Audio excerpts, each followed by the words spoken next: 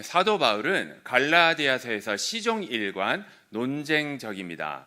이는 사도 바울이 복음의 진리를 가르쳤는데 갈라디아 교회 교인들이 이 복음의 진리를 잘 받아들이지 않았기 때문에 그렇습니다. 그래서 때로는 사도 바울은 이 복음의 진리를 듣지 않았을 경우에 있을 수도 있는 이 심판을 경고하기도 했습니다. 때로는 사도 바울이 갈라디아서에서 여러 가지 논리와 근거들을 제시하면서 다시금 갈라디아 교회 교인들이 복음의 진리를 받아들일 것을 설득하기도 했습니다. 그렇다면 오늘 본문에서는 어떻게 하고 있을까요? 사도 바울은요, 오늘 본문에서 갈라디아 교회 교인들과 과거에 경험했던 일화를 바탕으로 권면하고 있습니다. 이 과거에 경험했던 일화를 바탕으로 결국 사도 바울이 원하는 바는 오늘 본문에서 두 구절에 잘 나와 있습니다. 한 구절은 갈라디아 교회 교인들이 하지 말아야 할 것이고 한 구절은 갈라디아 교회 교인들이 결국 해야 할 것입니다. 우선 12절 말씀을 같이 한번 읽어보겠습니다. 시작.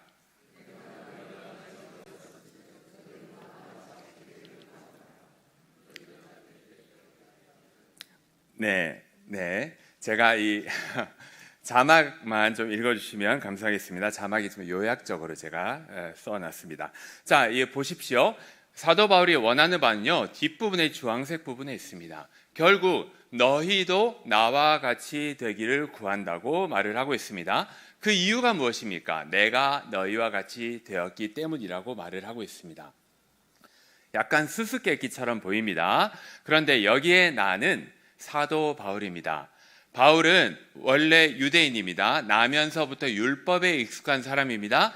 그런데 사도 바울은 믿음으로 말미암아 구원함을 얻고 이제는 율법에서 자유함을 누리는 사람이 됐습니다. 그런 나가 바로 바울인데요. 그렇다면 여기에 너희는 누구일까요? 갈라디아 교회 교인들입니다. 이들은 대부분이 이방인, 곧 헬라인이었습니다. 헬라인은 원래부터 하나님을 몰랐기 때문에 태어나면서부터 율법에서 자유로운 자들이었습니다. 이들이 사도 바울이 선포한 복음의 진리를 듣고 이제 믿음으로 말미암아 교회의 교인이 되었는데 이제 이들은요, 미혹하는 자들의 유혹을 받아서 다시금 율법으로 돌아가려고 하고 있는 겁니다. 이제 나와 너희가 좀 구분이 되십니까? 그래서 이러한 것들을 감안을 하고 다시 이것들을 풀어서 해석을 하면 이렇게 됩니다. 갈라디아 교회 교인들이요, 나 사도 바울은 원래부터 율법을 알았지만 믿음으로 말미암아 이제 율법에서 자유함을 누리고 있는데 너희 갈라디아 교회 교인들은 왜 다시금 율법으로 돌아가려고 합니까? 율법으로 돌아가지 마십시오라고 하는 겁니다. 그래서 여기에 나와 있는 주황색 부분, 너희도 나와 같이 되기를 구하노라라는 부분은 너희 갈라디아 교회 교인들도 나처럼 율법에서 자유함을 누리십시오라는 표현과 똑같고 그 말은 동시에 갈라디아 교회 교인들이 율법으로 돌아가지 말 것을 이야기를 하고 있는 겁니다. 그러면 갈라디아 교회 교인들이 실제로 해야 하는 것은 무엇일까요? 오늘 본문 18절 자막 같이 읽어보겠습니다. 시작.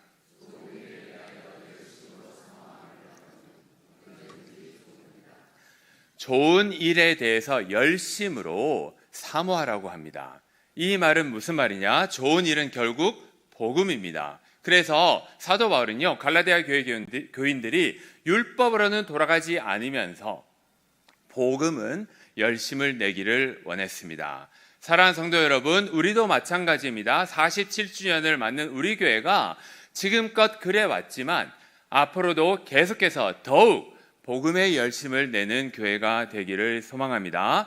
그러면 복음의 열심을 낸다는 의미가 무엇입니까? 믿음으로 의롭다함을 받는 겁니다. 믿음으로 의롭다함을 받고 복음에 합당한 사랑을 실천하며 사는 교회입니다. 그런 교회가 되었으면 좋겠고 오늘 이 아침에 그 말씀을 나누기를 소망합니다. 자, 오늘 말씀에서는 두 가지 방법을 한번 살펴보고자 합니다. 우선 첫 번째 대지 같이 한번 읽어보겠습니다. 시작. 네, 우리가 어떻게 하면 혹은 우리 교회가 어떻게 하면 복음의 열심을 낼 수가 있을까요? 무엇보다도 복음을 사모해야 합니다. 우선 사도 바울은요, 과거에 갈라디아 교회 교인들이 복음을 얼마나 잘 받아들였는지를 언급하면서 갈라디아 교회 교인들의 행동을 칭찬하고 있습니다. 자, 오늘 본문 13절 말씀인데요. 같이 읽어보겠습니다. 시작.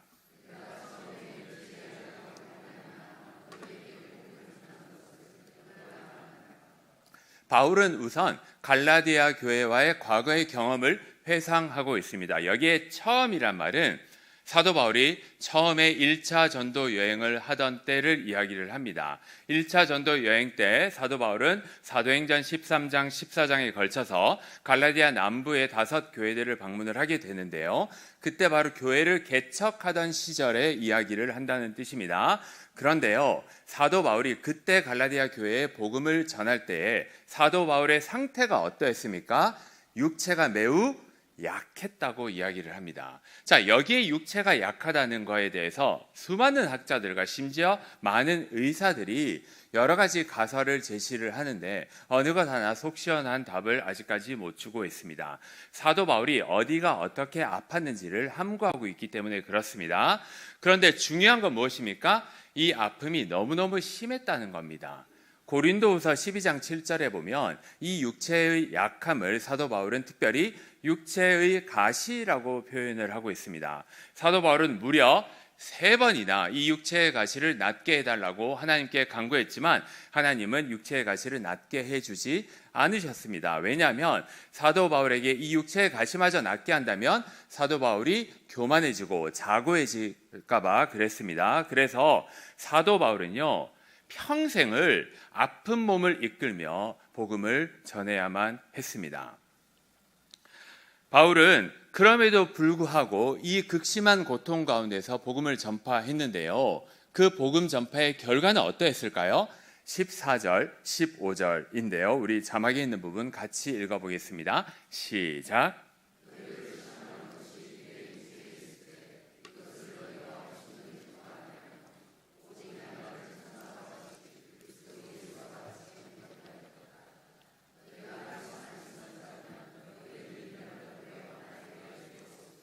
아멘.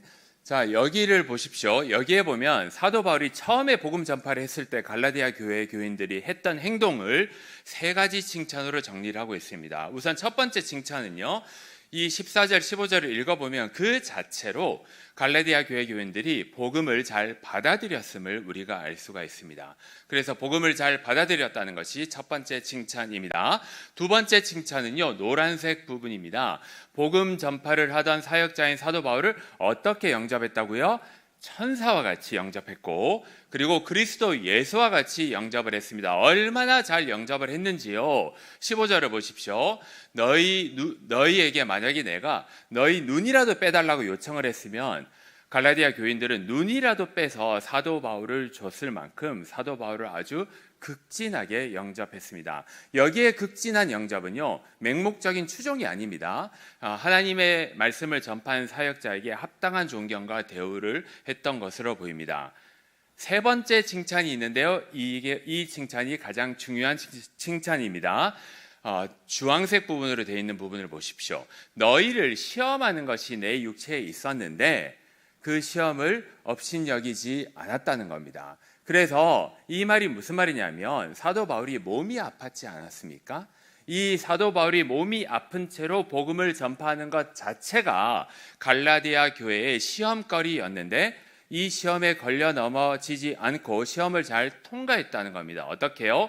몸의 육체의 약함을 보고 시험에 들지 않고 사도 바울이 전파하는 복음을 잘 받아들였다는 거예요. 그래서 여기에 업신여겼다는 표현은요, 사도 바울의 이 외모와 몸의 약함을 업신여기지 않고 복음을 오히려 잘 받아들였다는 겁니다.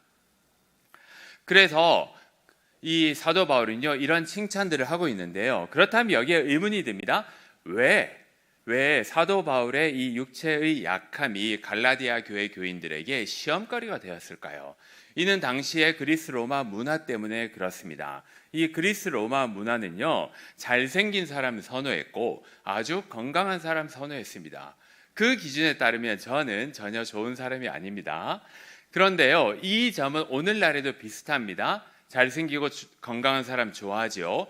여기에 더해서 그리스 로마 시대의 사람들은 몸이 아픈 사람을 매우 싫어했습니다. 왜냐하면 몸이 아픈 사람은 마치 신의 저주를 받은 사람이라고 간주했기 때문에 그렇습니다. 특별히 사도 바울은 하나님의 메시지를 전하는 사람 아닙니까? 그렇기 때문에 신의 메시지를 전하는 사람은 특히 건강하고 잘생긴 사람을 선호했는데, 사도 바울은 외모도 별로고 몸도 골골한 상태로 복음을 전파했기 때문에 그 자체가 시험거리였습니다. 그럼에도 불구하고 이 갈라디아 교회 교인들은요, 시험을 잘 통과했습니다. 왜요? 그들은 복음을 사모했기 때문에 그렇습니다. 그리고 본질에 집중했기 때문에 그렇습니다. 사도 바울이 전파하는 그 외형을 보지 않고 사도 바울이 전하는 그 메시지에 집중을 했기 때문에 이들은 복음을 잘 받아들였고, 사도 바울은 그래서 과거의 갈라디아 교회 교인들의 행동을 매우 칭찬하고 있습니다. 사랑하는 성도 여러분, 첫 번째 대지를 정리해 보겠습니다. 우리 교회가 어떻게 하면 더욱 복음에 열심을 낼 수 있을까요? 무엇보다도 복음을 사모해야 됩니다. 그러면 복음을 사모하려면 어떻게 해야 합니까? 무엇보다도 예배를 사모하시기를 간절히 소망합니다. 좋은 교회는 반드시 좋은 예배가 있고, 좋은 예배는 반드시 복음을 선포하기 때문에 그렇습니다.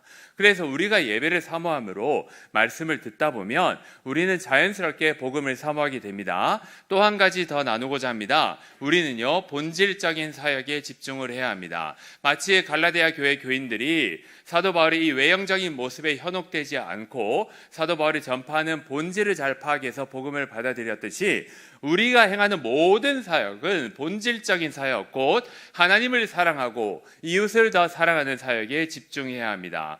우리 교회가 앞으로도 계속해서 더욱 하나님 사랑, 이웃 사랑에 힘을 썼으면 좋겠습니다. 그렇게 되기를 오늘 새벽에 기도했으면 좋겠습니다.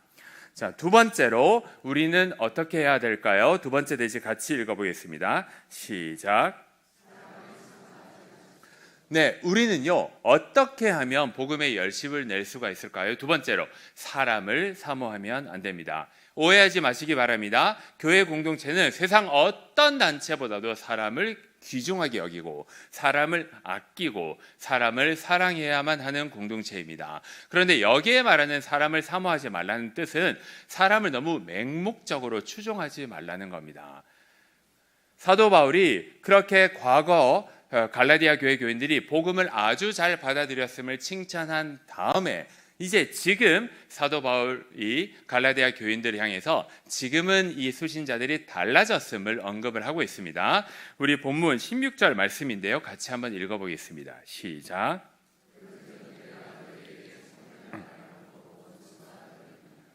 네, 사도 바울이 지금 갈라디아 교회 교인들이 좀 달라졌다고 이야기를 하고 있습니다. 어떻게요? 그런즉 내가 너희에게 참된 말을 전하고 있다고 합니다. 참된 말은 복음입니다. 사도 바울은 예나 지금이나 복음의 진리를 잘 선포하고 있는데, 복음의 진리를 선포했을 때 과거에는 갈라디아 교회 교인들이 이 복음을 잘 받아들이고 사역자인 사도 바울을 지극히 영접을 했는데, 지금은 어떻게 되었다고요? 원수가 되었다고 이야기를 하고 있습니다. 그렇다면 왜 원수가 되었을까요? 갈라디아 교회에 침투한 이단들 때문에 그렇습니다. 우리 17절 말씀인데요, 또 같이 자막을 보고 읽어보도록 하겠습니다. 시작.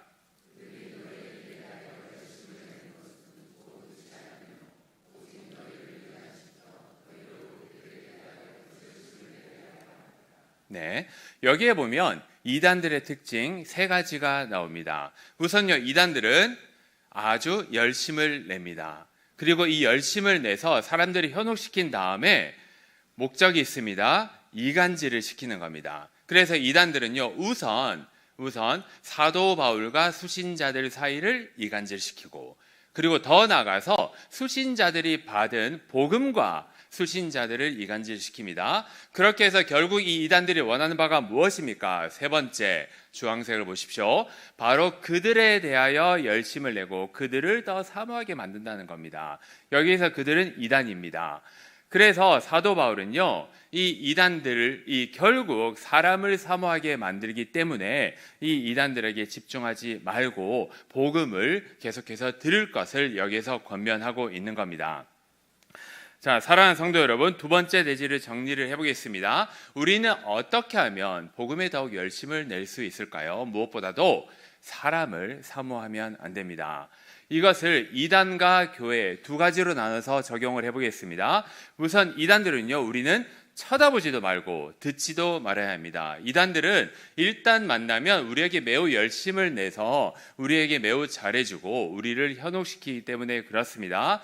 일단 친해지고 나면 우리와 교회 사이를 이간질하고 우리가 들어서 믿고 있는 복음을 이간질합니다. 그렇게 해서 결국 이단들은요, 사람들을 사모하게 되고, 그리고 이단들이 모시는 교주를 사모하게 만들기 때문에 그렇습니다. 사랑하는 성도 여러분, 오늘 말씀을 마무리를 짓겠습니다. 우리가 혹은 우리 교회가 어떻게 하면 복음에 더욱 열심을 낼 수 있을까요? 우선 우리는요, 무엇보다도 복음 그 자체를 사모해야 됩니다. 우리는 무엇보다도 예배를 사모해야 합니다. 예배를 통해서 선포되는 이 복음의 메시지를 듣고 날마다 복음을 다시 한 번 더 되뇌이면서 복음의 진리를 붙들어야 합니다. 더 나아가서 우리는 본질적인 사역에 집중해야 합니다. 우리가 어떠한 사역을 하든지 간에 우리는 하나님을 더욱 사랑하고 우리 이웃을 더욱 사랑하는 사역에 집중을 해야 합니다. 그리고 무엇보다도 우리는 사람을 사모하면 안 됩니다. 왜요? 사람을 사모하는 것은 결국 복음에서 멀어지기 때문에 그렇습니다. 이러한 말씀을 붙들고 오늘 이 새벽에 하나님, 우리가 복음을 더욱 사모하길 원합니다. 하나님, 우리가 사람을 사모하지 않기를 원합니다. 라고 고백하시는 우리 성도인들 되시기를 주님의 이름으로 축원합니다. 아멘. 주기도문 하겠습니다.